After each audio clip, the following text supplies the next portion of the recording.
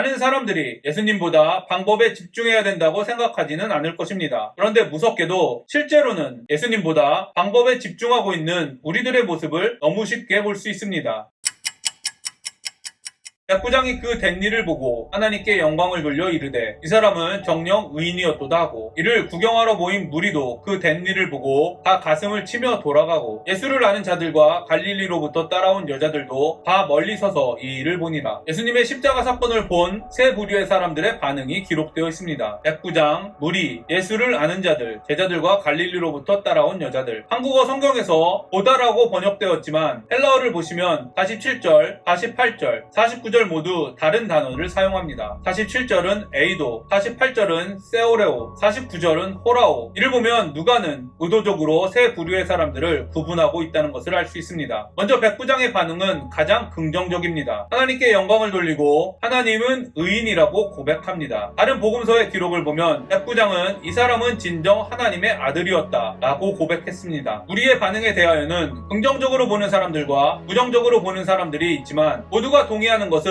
백부장의 반응보다는 긍정적이지 않다는 것입니다. 제자들과 여인들의 반응에 대하여는 대부분의 사람들이 부정적으로 생각합니다. 그렇다면 같은 장소에서 같은 사건을 본 사람들의 반응이 이렇게 다른 이유는 무엇일까요? 이 이유에 대해 신학자 제임스 에드워즈는 헬라어 사용에 근거하여 이렇게 말합니다. 백부장이 생각한 그 일은 예수님의 죽음이고 우리들과 제자들이 생각한 그 일은 예수님의 죽음에 대한 여러 가지 표적들이다. 따라서 백부장의 반응은 예수님의 죽음에 근거한 것이다. 그러나 무리들과 제자들과 여자들의 반응은 예수님의 죽음에 대한 여러 가지 표적들에 따른 것이다. 즉 백부장이 보고 집중하는 시선이 예수님에게 집중해 있다면 무리들이 보고 집중하는 시선은 예수님의 죽음에 일어난 현상에 있었다는 것입니다. 놀랍게도 예수님을 알고 따랐던 사람들 역시 예수님보다는 현상을 보았습니다. 저는 십자가 사건에 대한 사람들의 반응이 지금도 일어나고 있다고 생각합니다. 똑같은 장소에서 예배를 드리고 똑같은 사람이 전하는 설교를 듣지만 다양한 반응을 보이는 사람들을 볼 수 있습니다. 자신의 상황과 상관없이 하나님과 하나님이 하신 일에 집중하는 사람, 뜨거운 마음이 생긴 자신의 변화에 집중하는 사람, 말씀을 전하는 사람의 인품이나 지식에 집중하는 사람, 병이 치유되거나 기적적인 사건, 즉 변화하는 상황에 집중하는 사람 등 셀 수 없이 다양한 반응들이 있습니다. 저는 하나님의 예배 안에는 올바른 진리의 선포, 치유와 기적, 뜨거운 열정 등의 충만이 필요하다고 생각합니다. 그러나 진리의 분별, 치유와 기적, 뜨거운 열정은 하나님께 시선을 고정하지 못하고 하나님이 우리에게 주신 복음의 능력을 경험하지 못한다면 아무 소용이 없다고 믿습니다. 오히려 독이 된다고 생각합니다. 대부분의 한국 교인들이 그렇듯이 저 또한 어떤 뜨거운 감정이나 울컥하는 감정을 느껴야만 예배를 드린 것 같은 느낌이 들 때가 많습니다. 그래서 이런 감정만 느끼면 실제로 제가 거룩해지는 것과는 상관없이 예배 잘 드렸다는 착각에 빠지기도 합니다. 어려운 지역에 선교를 가면 치유와 대언과 귀신을 쫓아내는 등 기적 같은 일이 종종 일어나기도 합니다. 이런 기적들을 경험하면 바로 다음 선교 때 동일한 기적들을 기대하다 실망하고 돌아오기도 합니다. 신학 공부를 한 저는 분별할 때가 많습니다. 제가 이런 경험들을 하면서 느낀 것은 뜨거운 감정, 기적, 말씀의 분별 등은 하나님을 더 알고 경험하는데 신앙이 성장하는데 매우 큰 도움을 준다는 사실입니다. 그러나 반대로 감정, 기적, 지식 등